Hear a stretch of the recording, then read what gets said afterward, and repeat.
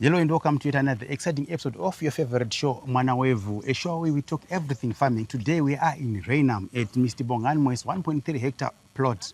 This is a classic case study of intensive farming on a very small piece of land. Mr. Moyo, welcome to Mwana Wevu. Welcome. Mr. Moyo, tell us about your farming and how did you start?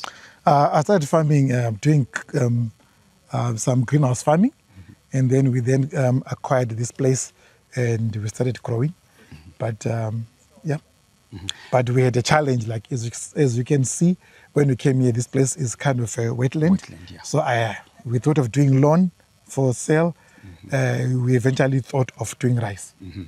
So when you purchased the land, were you aware that it was a wetland? And what did you want to use it for after realizing that it was a wetland? I was very aware that it was is sitting on a wetland, but for me, there's nothing called impossible. So I knew that we could find a way of making it to be more productive. Yeah. Ms. Moyo, you are doing rice on your 1.3 hectare, a mixture of rice and maize. How did you discover that rice is a viable crop in Zimbabwe? Well, everyone is growing wheat and maize. But for me, I wanted something different. And I was also looking at the price, like maybe as compared to maize. To me, rice is more marketable than maize and wheat. How much is a ton of rice currently? Okay, I wouldn't give you a ton, but rice we're looking at a cost minimum $1.50 to $2 a kg, but also depending on the variety. Other varieties they can cost up to $5 a kg or more. Before we go way too much into the crop that you're growing at this very small piece of land that you have, Mr. Moyo, tell us about your farming journey. You have an IT background. Then late stages of your life, you enrolled for an agriculture diploma or degree, whatever it is. Yeah. How did you come to that decision? I think I did farming and I became, for me, it is the issue of passion. I became passionate about farming, and I realized that for me, to be more productive, I need to learn. And learning, I then enrolled at Blackforbie College, where I said I want to enhance my knowledge about farming, because I didn't want any shortcuts. I wanted to do the real deal on farming. Yeah.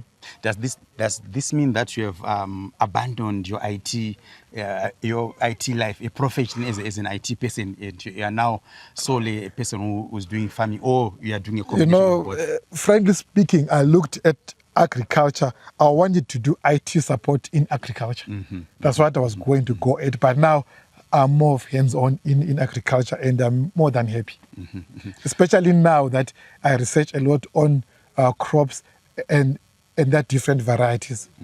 Yeah. What started was it acquiring the land or enrolling for something in agriculture?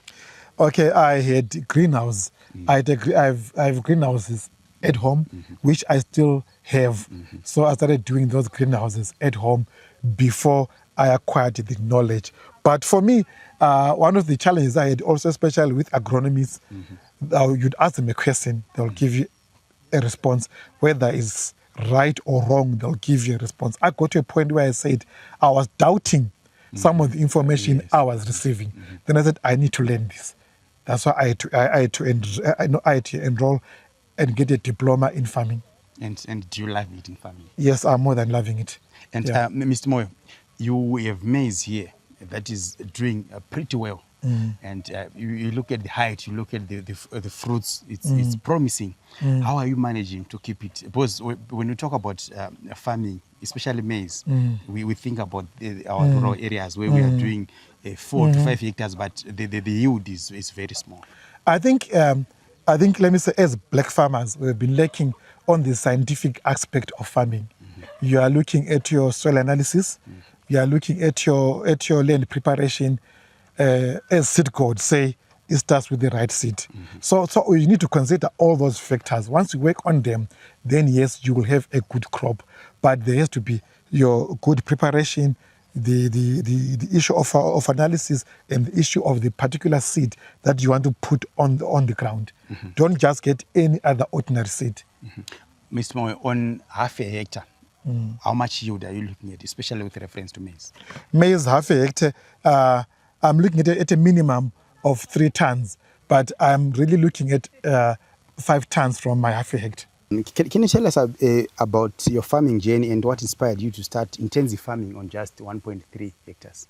I think I started doing farming, greenhouse farming at home, where I got my experience. I was doing tomatoes, some cucumbers, basically some horticulture. And then we came here, and when we came here, our main crops were, in our mind, it was potato, maize. We never thought that rice would be our main crop. To me, it was by, it was by default, because we had this wetland here and we didn't know what to do with it. So we tried rice the first year. The first year it was excellent, and then thereafter it has since become our main crop. And how is the land currently divided between maize, rice, and other crops? So we're sitting on crops of 1 hectare. Maize is half a hectare, and then rice is also half a hectare. Yeah. And many farmers or people in general believe that you need a large piece of land to be productive. How have you managed to maximize output on such a small piece of land? I think maybe before I answer you the second question, the part of the first question, I went to a program also that inspired me at Black Phobie as an adult. I remember I was oldest in the class there with a bunch of some young people. Yes.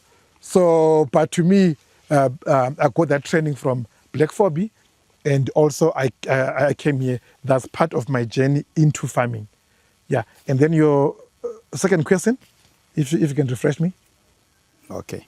How have you managed to maximize output on such a small piece of land? I think you develop a symbiotic relationship with your field and with your crops. So I'm at a point where I know my soil, I know my crops, and my crops know me. As a result, with the years of experience here, 4 to 5 years, I know how to properly manage this small piece of land. It is small, but we have highly intensified it.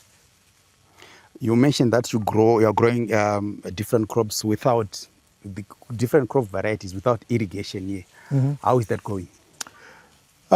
This is rain-fed, and we have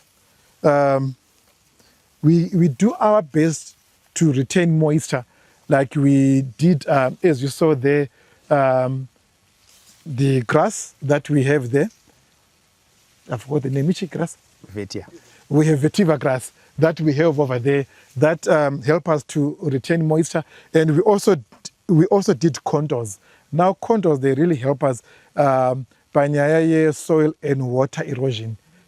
Coupled also with vetiver, we're able to retain that high moisture content of the soil. That's why we're able to plant the primary crop and harvest it, and then plant a secondary crop. And how have you noticed the difference in crop performance since introducing vetiver grass? I've seen a big, I've seen a big difference, because like now with the high moisture content, that crop actually gets into harvest, or it will be red, which means on the soil, we can really take advantage and plant maybe between now all the way to August without the rains. Mr. Moyo, we want to talk about the varieties of maize and rice that you are growing on this place. Maybe we start off with maize, then we go to the varieties of rice. Maize, I have Sitco Shumba that I planted on quarter of a hectare there, and as you saw it, I think the performance is very, very good. What yield are you expecting on that quarter of a hectare? Quarter of a hectare, I'm expecting a minimum of 1.5 tons. Yeah. Mm-hmm. And rice varieties. And the rice varieties, I'm expecting a minimum of 3 tons. But this year my target is 4 tons from half a hectare. You speak like somebody who is quite happy with his journey. Mm-hmm. What is your secret to get to this stage where you feel a bit of satisfaction? I think the secret is you need to be passionate about what you are doing, and you need to invest in what you are doing, and you need to research. You know, I think one of the reasons why I went to Black Phobia, I would ask Matumeni, they would give me a response, whether they know or they don't know. So, Ms. Moy, I'm interested about your education. Oh, sorry, Yeah. his answer. Sorry. So they would give me a response. Sometimes, if they don't know, they give you a response. So to me, I said, let me enroll. You know, I also have an IT background. So to me, it was research. When it comes to learning, there is no limit. So you need to learn. So to me, if I didn't learn, I wouldn't be where I am today. So this country imports rice. Every year we import 200,000 to 300,000 metric tons of rice. As you know, 62% of our population are young people who predominantly prefer rice, noodles, potatoes, anything outside maize. So certainly there is a huge demand for rice, of which we import these huge quantities. Our strategy as government is to obviously focus on the rice value chain, starting from production of rice. So we do now have a rice production strategy where we are aiming to start production of rice.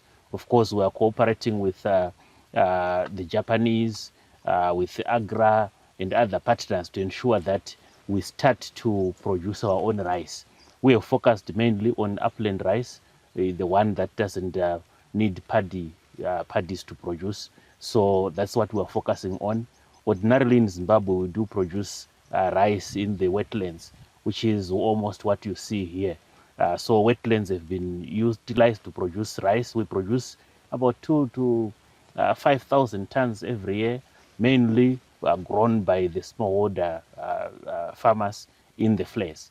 And that rice is obviously very premium, but it does not find its way into the main commercial lines. So our focus is to really ensure that as Zimbabwe start producing rice in a big way to offset the imports that we are currently doing. So varieties are there, the Nerica varieties, the upland rice varieties. Our scientists are there to ensure that we really focus on the production of rice, and we should be able to be on course to producing our own rice and feed the youthful population who prefer rice over the white sadza that we have. And I understand that the Nerica variety rice that the farmer here is growing was from the Japanese government. Can you kindly take us through the importance of such bilateral relationships in the Zimbabwean context? Certainly, the Japanese have been very, very helpful in bringing in genetics for rice, and we have been working with the Japanese through JICA over the last couple of years. We have had, I think we have seen the Excellency Amai Mnangagwa in Manicaland taking us through what she has been doing also with the Japanese on rice. So the Japanese have been very helpful, and we appreciate these relations and cooperation that we have with the Japanese. Our hope is that the groundwork has been laid. We know that Nerica varieties and upland rice varieties can do in Zimbabwe, and therefore now what's left is to really start production, identifying the correct areas of producing it, identifying farmers that want to produce rice, and certainly the next stage would be to focus on processing of rice to ensure that we're able to have what we currently have in the shops, but from our own production and processing. PS government has identified rice as a strategic crop for import substitution. What concrete policies are there to incentivize farmers to start growing rice?